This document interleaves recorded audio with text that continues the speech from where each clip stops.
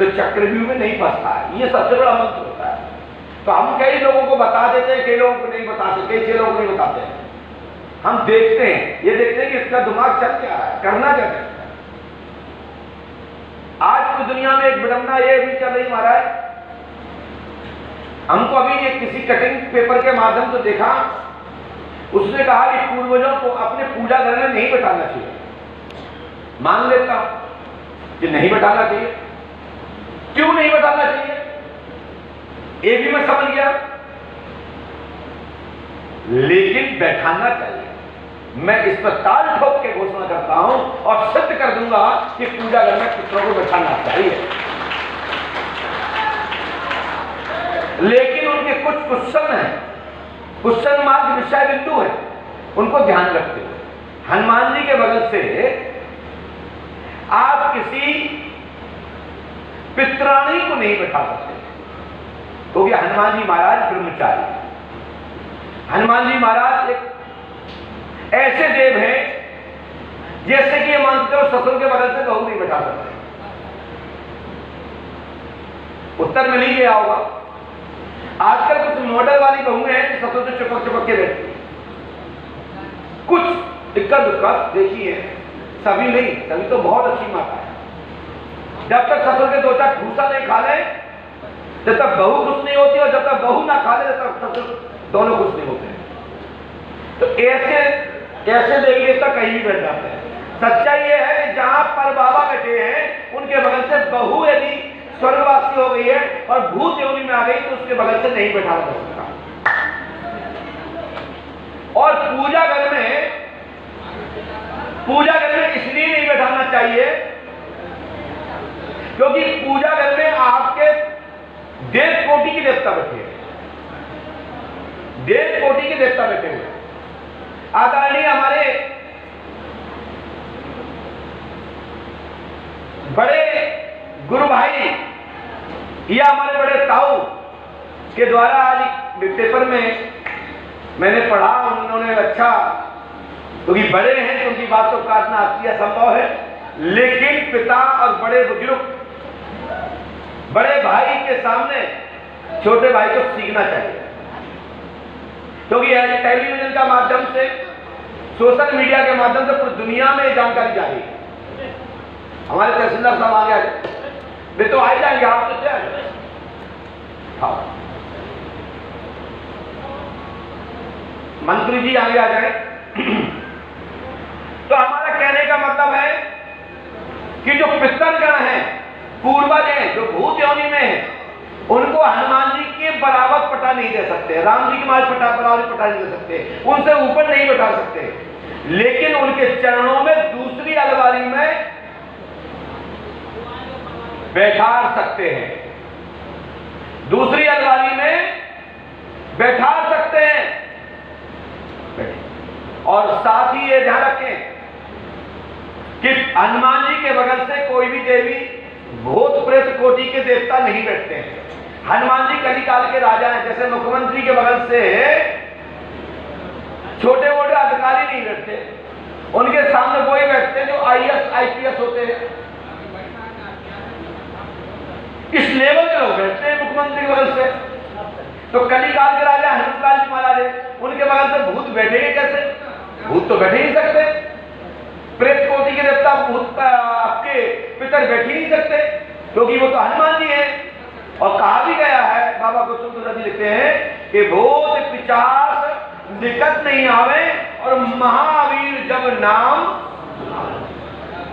तो उनको दिक्कत ही दिक्कत है, बहुत दिक्कत है। उन भूत से वो रोज टेंशन है कि अपने राजा के सामने जाना और गड़बड़ हुई तो उठा के पूछ गलेगी, पता नहीं पड़ेगा कहां चले गए। तो फिर वो व्यक्ति, वो मान के चलिए, वो आपकी जो मड़िया बनी है या जो स्थान दिया है वो खाली हो जाएगा, उसमें आपके पितर लोग नहीं बैठेंगे।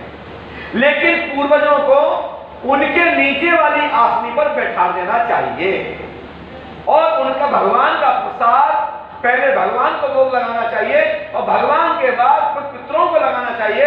जब पितरों को भोग लगेगा तो आपके भगवान का प्रसाद पितर ग्रहण करेंगे, तो पितरों का मोक्ष होगा, आपके जो भूत योनि के पितर हैं उनका मोक्ष होगा, उनकी गति सुधरेगी, और गति सुधारने के लिए तो तीर्थ यात्रा की जाती है।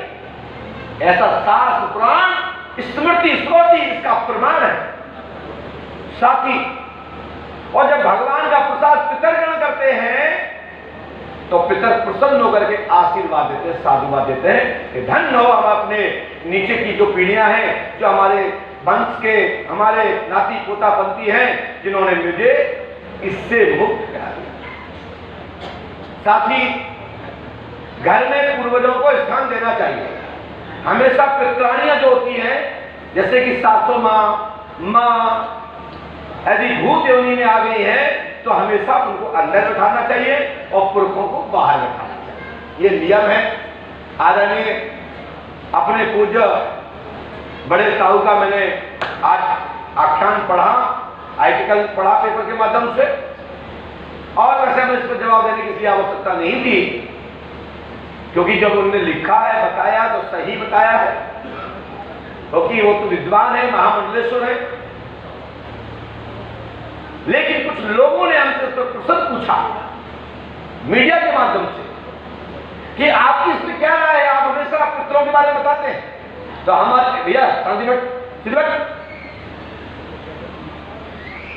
जब पितरों के विषय में जब मीडिया वालों ने पूछा तो हमने कहा कि इस पर टीका टिप्पणी करना उचित नहीं है। किसी महापुरुष के द्वारा, किसी संत के द्वारा, किसी गुरु के द्वारा कोई बात की गई है तो निश्चित है किसी ना किसी पुराण शास्त्र से ही विचार रखा होगा। इसलिए बगैर अवलोकन के कोई भी प्रस्ताव को नहीं काटा जाता है जब तक उस प्रस्ताव का संबंधित पढ़ ना लिया जाए। भैया आगे मत बैठा रहे, जगह कर।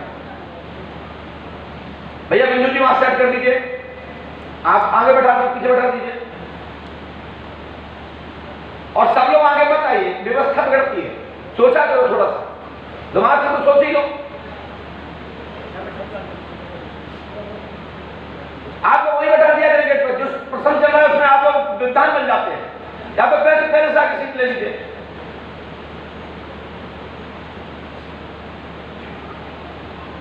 तो संबंधित जो गुरुजन होते हैं वो कहीं ना कहीं किसी न किसी को जो भी राय देते हैं वो किसी न किसी इतिहास से संबंधित देते हैं, कोई ना कोई पुराण का संबंध रखते हैं।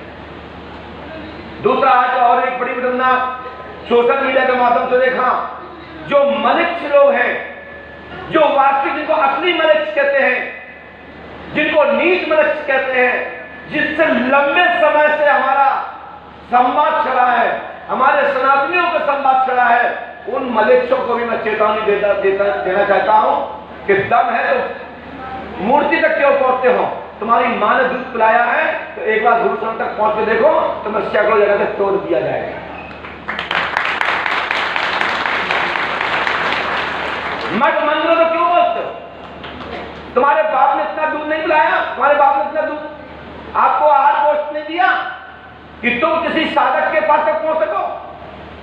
तुमने लेके मंदिर की मूर्ति तोड़ दी तो क्या सिद्ध करना चाहते हो?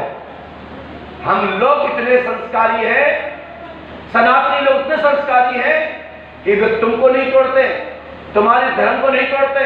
नहीं तोड़ना चालू कर दें तो एक झटके में पलक झपकते ही तुम भारत छोड़ के ना मालूम कहां चले जाओगे, पता भी नहीं चलेगा। हमारे सनातनी लोग तुमको अपना मान करके आपको कहीं सद्बुद्धि आ जाए, कहीं सद्बुद्धि आ जाए, समझ नहीं आती है। तुम्हारे पुरखों ने कोई यही सिखाया, इसलिए मनुष्यों सावधान हो जाओ। मूर्तियां तोड़ने की जगह पर एक बार दम है तो हमसे बात कर लो, आके देख लो, तुम्हारा मुंह तोड़ दिया जाएगा, 3200 बाहर आ जाएंगे निकल के। उन मलेच्छों से कह रहा हूं, उन मुगलों से कह रहा हूं जो वास्तव मुगलागिरी दिखाते हैं, जो तुमने मंदिर की हनुमान जी की प्रतिमा को तोड़ा है ना, हम इतना ही कहना चाहते हैं, तुम टूट जाओगे पता भी नहीं पड़ेगा, कब टूट गए पता भी नहीं चलेगा, कहां चले गए। क्यों बार बार आप लोग शांति भंग करना चाहते हैं? क्यों देश में आप क्रांति और आप भूचाल लेना चाहते हो, क्यों मरना चाहते हो जबरदस्ती के? अरे मरना है तो कहीं और हाथ पैर पकड़ करके अपने किसी समुद्र में कूद जाओ या कहीं जाकर के कुआं में कूद जाओ तो जल्दी मर जाओगे। ये दरबार हमेशा एक ही शिक्षा देता है, जियो और जीने दो, शांति से रहो, अपने जो भी तुम्हारा धर्म अपनाते रहो, करते रहो, कोई दिक्कत नहीं है। सनातन के ऊपर अंगुली मत उठाओ। सनातन को आप, जिनका आपका जो काम है गंदगी फैलाना, ये बंद कर दो, नहीं वही गंदगी तुम्हारे मुंह में घुस जाएगी, पर बाद में मत कहना कि क्या हो गया, क्योंकि अब ओवर होता चला जा रहा है, अब सहन नहीं हो सकता, क्योंकि युवा लोग देख रहे हैं। जिस दिन दिमाग खिसक गया ना, उस दिन पलक झपकते, जब पता लगेगा ये सब उल्टे टंगे होंगे। और उत्तर प्रदेश में तो सरकार है योगी जी की है, ये तो तुम समझ में आ गया होगा, क्यों मरना चाहते जबरदस्ती। और बाबा जी अभी शांत है, इसका मतलब ये नहीं कि वो शांत हो गए, शांत नहीं है बाबा जी। बस मैं कह रहा हूं ये संकेत भगवान की कृपा है, और मैंने आपको संकेत दे दिया है, आने वाले समय में बहुत भयंकर विडंबना होने वाली है, मनुष्यों सावधान हो जाओ।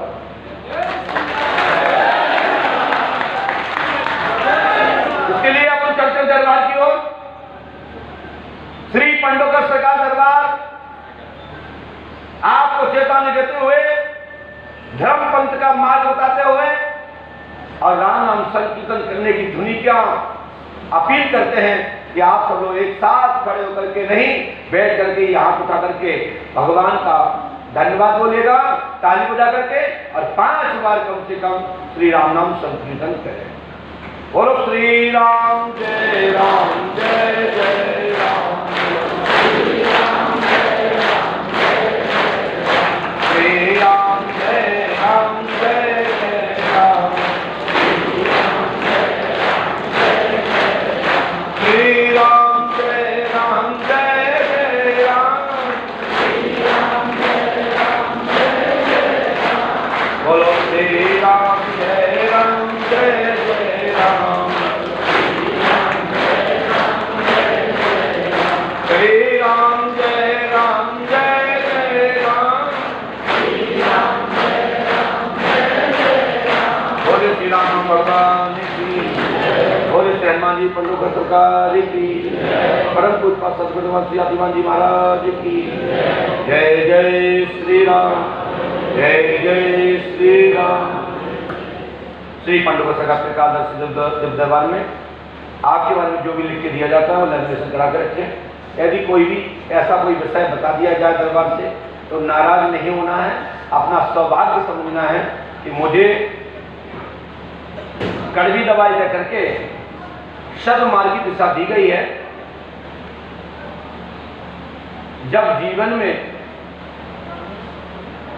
खुशहाली बढ़ेगी, जीवन में खुशहाली बढ़ेगी, यदि कड़वी दवा लोगे तो बीमारी से मुक्त हो जाओगे, तो मैं गारंटी आपको देता हूं।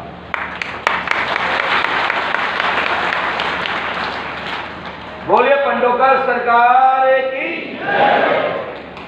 दरबार नंबर पुकारना प्रारंभ।